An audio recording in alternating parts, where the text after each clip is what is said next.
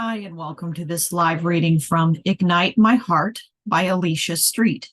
And this is presented by Itsy Bitsy Book Bits. Chapter 1. I knew it. I knew she'd pull this. Morgan Rains stared out at the Mercedes crunching along the driveway of his home in Irvine, California. It was followed by two black SUVs. His 9-year-old daughter, Sierra, stepped up next to him and peered out. 3 cars?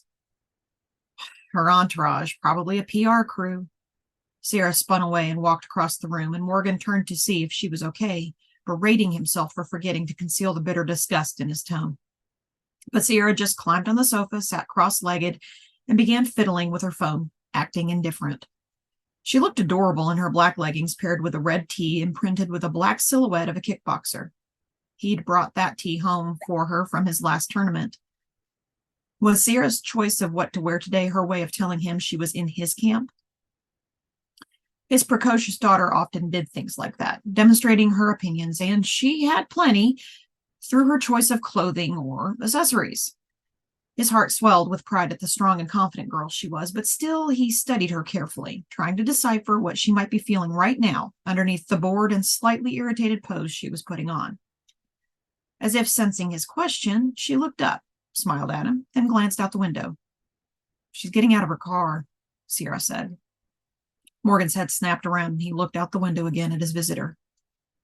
Yeah, Fawn was still beautiful. Had only gotten more so in the last 9 years, but then looking good for a camera was her stock in trade, so she no doubt spent all her time and money keeping it that way. Her hair was lighter now, she was a little slimmer, and the sleek designer dress she wore was something she never would have picked out back when they had been a couple. He glanced at Sierra again. She seemed to be resisting coming back to the window, even though she would naturally be eager to watch the scene. Yeah, she'd inherited Morgan's stubborn streak. Finally, her curiosity won out, and she ambled over. You were right, Sierra said. A bunch of people are getting out of the SUVs behind her, and one is a photographer. And over there, that one looks like he is holding a mic, right? Yeah, Morgan nearly growled as he watched the woman he'd actually once believed he loved perform for the camera. Something she was real good at. In fact, it was her only talent. Sarah, I want you to go upstairs and wait, okay? I will need to discuss a few things with your mother before I can allow you to go out with her. Please understand that I want you to see her. It's just that, Sarah rolled her eyes. I'm not stupid, Dad. I understand what you're doing. You don't want any pictures of me on her social media or getting into the tabloids. It's for your safety, sweetheart. I know. Sarah's hand went to her hip, her tone haughty. I also know she just wants to use me to make herself look good, and I am not about to allow that. Morgan was speechless. His daughter never failed to amaze him. She was so bright and aware, and sometimes even out-adulted him. Then you realize it might mean you can't go to lunch with her today if she doesn't agree to my terms. I'm sorry if... Don't be, Sarah cut in, smirking at him. I was only doing this because you suggested I should talk to her. I don't care if I ever see her again. While Morgan breathed a sigh of relief at Sierra's revelation, another part of him feared she was holding on to a boatload of pain any daughter abandoned by her mother might have inside. But now was not the time to deal with that. Thankfully, she bounced up from the sofa and said, Stop worrying so much, Dad, okay? I'm okay. And then she sauntered out of the room, tossing a finger wave at him over her shoulder as she left. A couple minutes later, the doorbell chimed. Morgan braced himself. He hadn't seen Fawn face to face in at least 4 years. He dressed in jeans and a snug tee. Yeah, he wanted to make sure she saw that he was looking as ripped as he'd been when they were lovers in their early 20s, in case she showed up with her not-so-fit middle-aged movie producer husband. Sure, the guy's net worth was a lot more than his, but Morgan did just fine and was proud of what he had accomplished since the days when he and Fawn were two broke and struggling hopefuls new to the LA Hollywood scene. He opened the door, and Fawn Reynolds, Ms. A-list movie star, paraded in, followed by 5 other people. No husband present, but the rest were definitely a PR crew. Where's Sierra? Fawn barked out. No greeting of any kind. Before he could answer, Morgan heard the click of a camera and saw it was pointed at him. He held up a blocking hand. No photos. If I find what you just took posted anywhere, you will have a lawsuit on your hands. With an annoyed snort, Fawn turned to the man with the camera and said, Don't take any of him. This is private property, Morgan went on. I did not give you permission to bring any of these people into my home. And if you want to see Sierra at all, you will ask them all to leave. He opened the door and made a sweeping gesture for her entourage. A woman who looked like she might be Fawn's agent or someone in charge of this little venture nodded to the other four, then toward the door and said, "It's okay, Fawn. We can get the photos we need for the story when you and the girl are out on the town today." "Right," Fawn said. "The focus should just be on me and my daughter anyway." Morgan kept his mouth shut until they left, but the minute the door closed, he said, "No, Fawn, you will not be taking any photos of Sierra. Also, no video or audio recordings of any kind." "You were such an ass. You think you can keep her from me?" she said, getting up in his face. "It won't work. I know my legal rights as her mother." "You signed those rights away a long time ago." He'd guessed he might be in for an argument, but he was not quite ready for Fawn's blast of vitriol that hit him. Morgan had foolishly thought they might sit and talk civilly about his concerns for their child. Obviously not happening. So he decided to get right to the point. The sooner they got this over with, the better. "Sierra is not leaving this house with you. It's one thing to visit with her, but I am not going to allow you to put her in danger by plastering her face all over the media." "Don't be ridiculous. I'm all over the media and nothing has ever happened to me." "She's a child. She's my child and I have every right to her." "You make her sound like a piece of property, but then that is all most people are to you." Fawn crossed her arms over her chest. "Don't try to pull that angle." "Just stating the truth," he said. "You didn't want to have anything to do with her until now. You think I don't know what's going on? I saw the story that broke about you having a kid nobody knew about before you made it big, a kid you abandoned. I saw all the comments calling you a bad mother." Her nostrils flared. "They were just trash-talking haters jealous because they wish they could be me. I'm a great mom, and I'm going to prove it to the world." "The only one you need to prove it to is Sierra, but I'm afraid it may be too late. She's not exactly dying to see you." "Because you've turned her against me. You are still making me pay for leaving you after she was born. Could I help if I was offered the biggest break of my life? I would not be the star I am today if I turned it down so I could stay home and change diapers." Morgan cocked an eyebrow, his tone dry. "At least you have your priorities clear." "A lot of career women have children," Fawn shot back. He took a step toward her. "Children that they make an effort to care for and spend time with, not to mention love. You've had every opportunity to be a part of Sierra's life for the past 9 years." "I didn't have time. Actors don't drive to work anymore to make films in some old Hollywood studio lot, you know. They'd fly to some depressing medieval village in Eastern Europe to shoot a bunch of scenes in a musty old castle for 3 months." "Poor baby." "Oh, well, it's true," Fawn said, lifting her chin. "You don't know how hard I work. Last film we did a shoot in a really, really horrible place, and I had a cold for 10 whole days. And to think you only got paid a few million for your sacrifice." She gave him a self-satisfied smile. "You resent the fact that I make a lot more money than you now." Morgan bristled. "No, Fawn. I resent the fact that you never gave a damn about Sierra."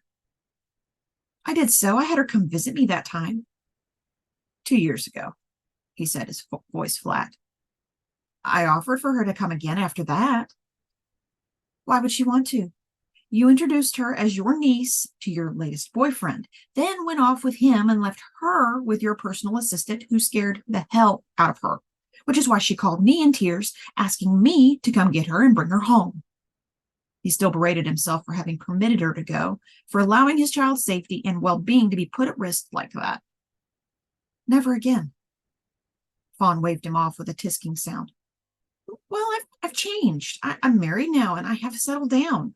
Gavin has a gorgeous 30-room mansion with plenty of room for Sierra." "Room for Sierra?" Morgan did not like the sound of that, but rather than pouncing on it, he held back and said, "Tell you what, you can have lunch with Sierra here in my dining room. We can order takeout and have it delivered, or I will even cook something up for you." "No way. I'm taking her out for a mother-daughter day. First, we'll have lunch at that kind of restaurant you probably never take her to, then we'll go shopping," she pointed at him, adding, and you are not invited. Sorry, but Sierra is not leaving this house with you, Morgan said. I'll go hang out in a different part of the house so you can have your private girl time and catch up with each other right here where she is safe. But absolutely no photos or recordings of any kind. And Sierra will come tell me if you try to take any. That is my only offer. How dare you try to pull a power play on me like this when I need her? Exactly, Morgan growled. You need her to repair your image. That is the only reason you want her now. He shook his head. Hard to imagine I once found you appealing, but then life is filled with surprises. You only wish I would take you back. I shouldn't have brought up that subject. This isn't about us, Fawn. It's about Sierra. You don't love her. I do. And I won't let you use her to help your career. Fawn's mouth tightened in an angry line. Sierra is a girl. She should be living with her mother. Living with her mother. A cold chill went through him. Sorry, but I have full custody. Not for long, Morgan. I'm married now. I can give her a real home with 2 parents. Her head swiveled back and forth as she glanced around. And the house I live in makes this place look like a dump. Morgan sighed. His gut knew this was coming, so why not spell it out? So that's your plan? To try and take her from me? You bet it is. And you keeping Sierra from seeing me today only gives me more I can use against you to win my case. Gavin can get me the best lawyers around, no matter how much they cost. Morgan controlled his reaction, his voice deep and steady. I am not keeping her from seeing you, but I won't let you parade her about for a mommy-daughter photo op that puts her safety at risk and toys with her feelings, messing with her head. Fawn barked a laugh. That's it, isn't it? You're afraid Sierra will love being famous like her mommy, and she won't even remember you anymore. You're wrong on that because you don't even know her. Sierra is not as shallow as you are, Morgan said, ignoring the stab of doubt Fawn tried to inject into his relationship with the daughter he loved. My offer stands. You can stay here and have some private girl time with. I'll see you in court, Fawn said and stomped out the door, slamming it behind her. Morgan watched her go, then climbed the stairs to check on Sierra before heading to his office to call his attorney. Blake Sheehan sat up in bed and reached for the lamp on the night table. Switching it on, she saw the wall clock read 2:48, meaning she had tossed and turned for almost 2 hours. Heaving a frustrated sigh, she snatched up the little glass bottle of lavender pillow mist on her nightstand and spritzed like mad around her pillow, the bedding, and even the lampshade. Not that it would do any good. Sure, Blake had heard it was the best thing for relaxation and sleep, but right now she wouldn't mind a good dose of car fumes and street noise. I never should have given up my Manhattan apartment, she murmured to herself, wishing she could go back there right now. Except the college had dropped the courses she was teaching and booted her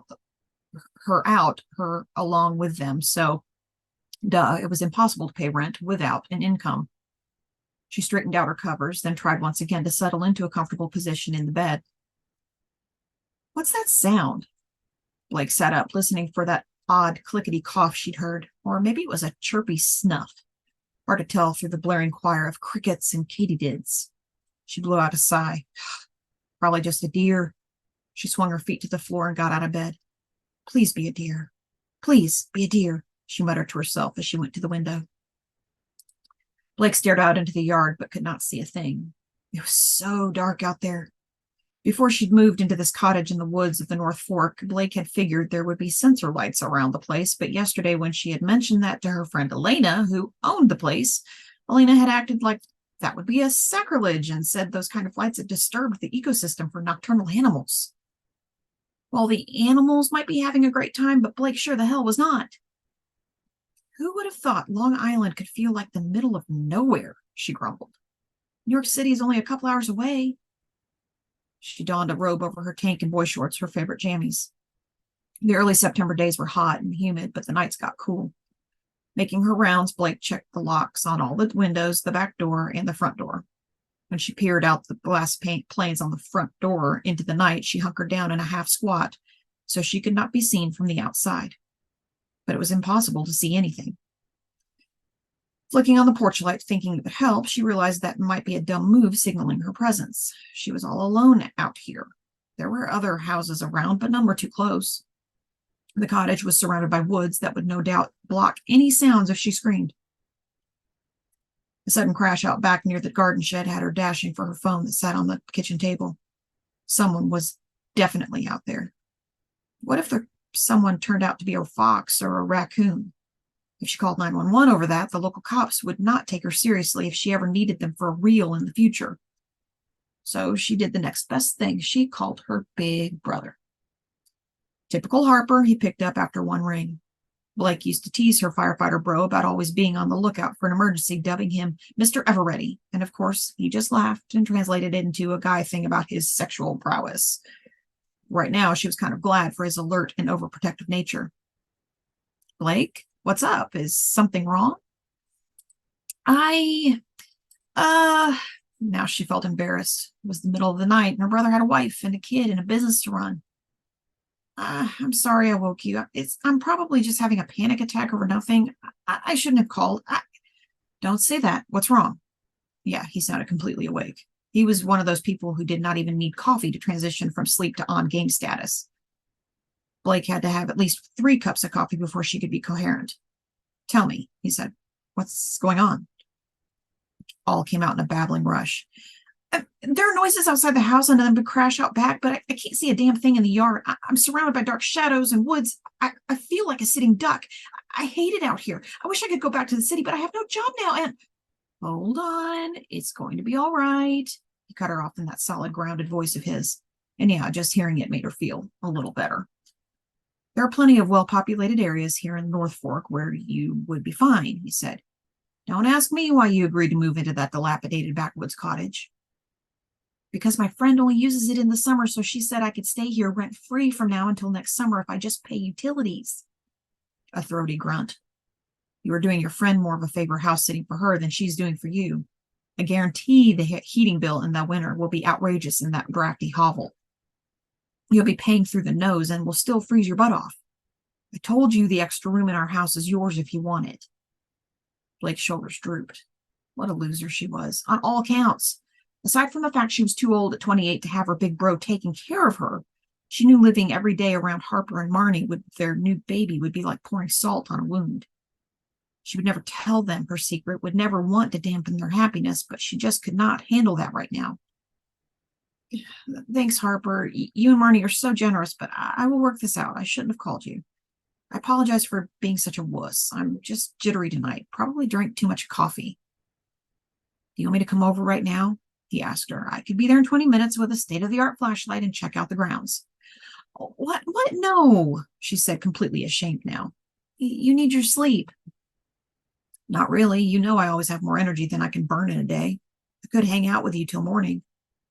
Oh, I'm sure Marnie would just love me for that. She wouldn't mind, Harper said.